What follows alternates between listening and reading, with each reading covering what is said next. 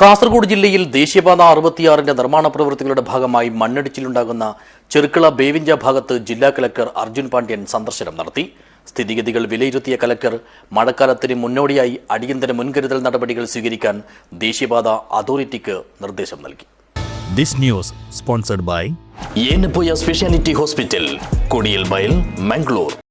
ദേശീയപാത 66 നിർമ്മാണ പ്രവൃത്തികളുടെ ഭാഗമായി കഴിഞ്ഞ കാലവർഷത്തിൽ മണ്ണിടിച്ചിലുണ്ടായ സ്ഥലങ്ങളിൽ അടിയന്തര മുൻകരുതലെടുക്കാൻ നാഷണൽ ഹൈവേ അതോറിറ്റിക്ക് നിർദ്ദേശം നൽകിയതായി കാസർഗോഡ് ജില്ലാ കലക്ടർ അർജുൻ പാണ്ഡ്യൻ അറിയിച്ചു. മഴക്കാലത്ത് മണ്ണിടിച്ചിലുണ്ടാകുന്ന ചെറുക്കള ബേവിഞ്ച ദേശീയപാതയിലെ നിർമ്മാണ പുരോഗതി പരിശോധിക്കുന്നതിനായി സന്ദർശനം നടത്തിയ ശേഷം പ്രതികരിക്കുകയായിരുന്നു കലക്ടർ.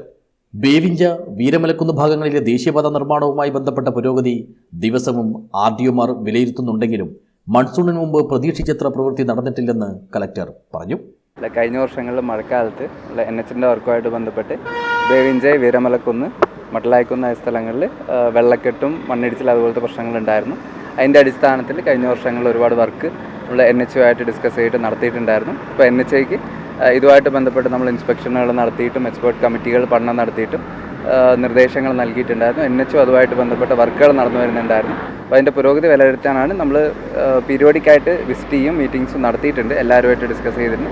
അതിൻ്റെ ഭാഗമായിട്ടാണ് ഇന്ന് ഇവിടെ വിസിറ്റ് ചെയ്ത് ബേവിഞ്ചക്കുന്ന്. കാരണം ഈ വർഷം നമ്മൾ മഴ സ്റ്റാർട്ട് ചെയ്യാറായി. ഈ വർഷം നമ്മൾ കഴിഞ്ഞ വർഷത്തെ അപേക്ഷിച്ചിട്ട് വർക്ക് നടന്നിട്ടുണ്ട്. എന്നാലും നമ്മൾ പ്രതീക്ഷിച്ചത്ര പൂർണ്ണമായിട്ട് വർക്ക് NHന് കംപ്ലീറ്റ് ചെയ്യാൻ സാധിച്ചിട്ടില്ല. അപ്പം നമ്മൾ നോക്കിയപ്പോഴത്തേക്ക് കുറച്ച് പോർഷനിൽ വർക്ക് കംപ്ലീറ്റ് ആയിട്ടുണ്ട്.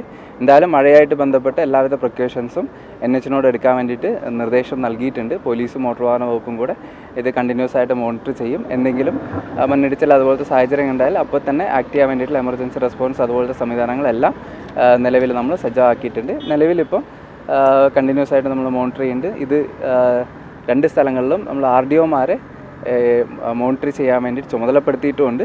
നമ്മൾ എല്ലാവരുമായിട്ട് കോർഡിനേറ്റ് ചെയ്തിട്ട് ഇതിൻ്റെ വർക്കുകൾ നമ്മൾ പ്രോപ്പറായിട്ട് മോണിറ്റർ ചെയ്യുന്നുമുണ്ട്.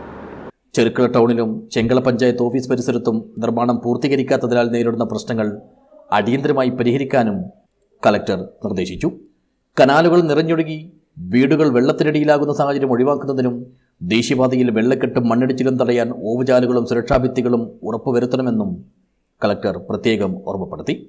ജില്ലാ പോലീസ് മേധാവി Vijay Bharat Reddy, ASP Achyut Ashok, RDO Binu Joseph, deputy collector LA Libu S Lawrence, RTO J Gerard, motor vehicle inspector M Vijayan, national highway authority project director Umesh Garg, നിർമ്മാണ കരാർ കമ്പനി പ്രതിനിധികൾ, തഹസിൽദാർമാർ തുടങ്ങിയവരും സന്ദർശനത്തിൽ കലക്ടർക്കൊപ്പം ഉണ്ടായിരുന്നു.